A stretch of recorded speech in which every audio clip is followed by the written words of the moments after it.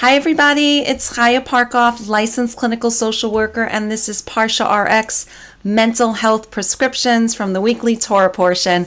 Last week I filmed from Hawaii. This week I'm in Philadelphia. Pardon the not great lighting. But here we are. I am taking care of my grandson, so it's worth it. Have you ever felt like your actions don't really matter? That you're just going through the motions?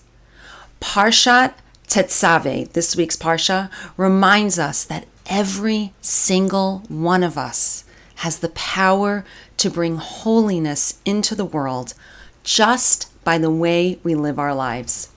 But even more than that, it reminds us that we are already holy, whether we feel it or not. In this Parsha, we learn about the Mishkan, the tabernacle, and specifically about the altar. The Torah tells us the altar is holy of holies. All that touches it shall become sanctified. The Lubavitcher Rebbe explains that just as the altar was the heart of the divine service, our own hearts are like spiritual altars. The way we conduct ourselves, the energy we bring into the world, it all has the power to sanctify not only ourselves, but those around us. Rabbi Chaim of Volozhin takes this idea even further. In his Nefesh HaChaim, he shows us that a person is literally a sanctuary, and his heart is the holy of holies. That means our inner world, our thoughts, our emotions, and our moral choices carry the same level of sanctity as the holiest space in the temple. But here's the challenge. We don't always feel holy. In my work as a therapist, I see so many people who don't realize that they were created in the image and likeness of God. My teacher, Rabbi Niven, once taught me something life-changing, and I'm going to share it with you. Your self-worth, it's not up for debate. You come from the spark of God and therefore have value. Period. Full stop. But what does it actually mean to be holy? Many think holiness is something lofty, something reserved for tzaddikim, right, for the righteous. But Ramban, Nachmanides, explains that kadoshim, holiness, doesn't mean otherworldly holiness. It means self-restraint. True holiness is about making conscious choices, about aligning our behaviors with our higher purpose, even when our impulses pull us in other directions. And here's the most empowering part. If God commands us to do something, then by definition, we have the ability to do it.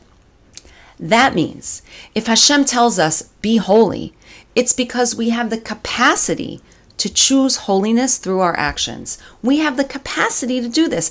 If it's a positive commandment, a commandment to do something, we have the ability to fulfill it. If it's a negative commandment, we have the ability to refrain from it. Holiness isn't something that happens to us. It's something we cultivate through the power of choice. But let's be real. Sometimes choosing holiness is hard because we're human, because we have parts of us that have taken on extreme roles and behaviors over the course of our lives, parts that at one time helped us to survive, but ultimately are not the best for us anymore. We might have parts that feel unworthy, that struggle with self-discipline, or tells us, what's the point?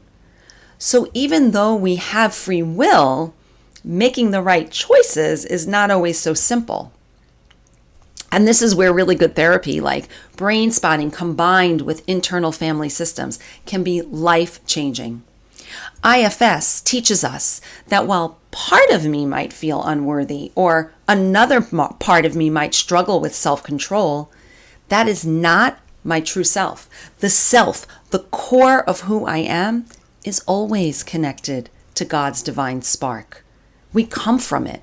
That means even when I think or feel unworthy, it's simply not the truth. And brain spotting allows us to find a soul spot or a God spot, a place within us where we can tap into that inner holiness. The Torah tells us that we are a mikdash me'at, a miniature sanctuary. Sometimes we just need to find our way back to it. So this week, as we read Parshat Tetzaveh, I want to leave you with this. Holiness is not about being perfect. It's about being present.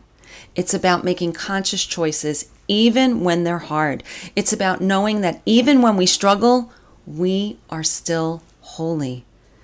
God tells us you should be holy, not because we always feel holy, but because we already are. The work is to uncover it.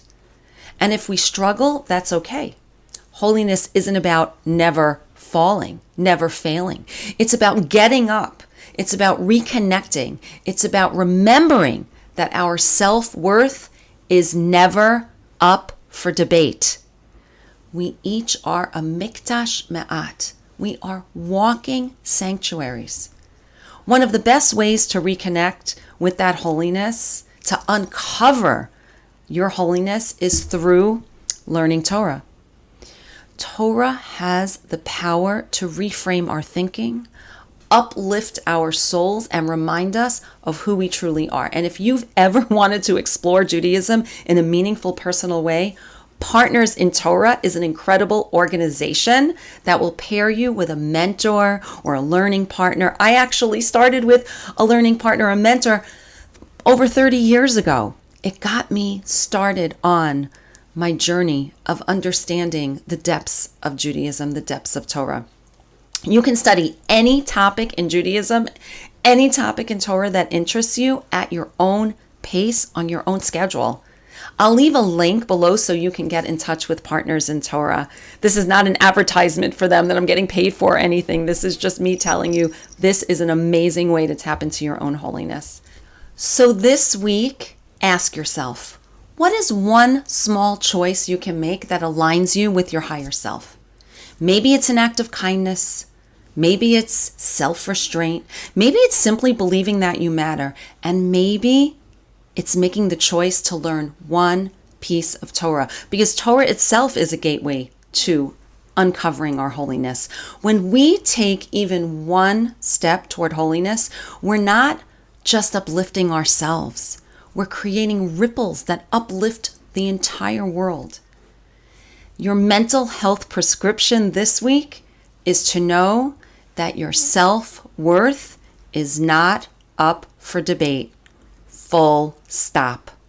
Wishing you a Shabbat Shalom filled with light, connection, and the deep knowing that you are holy.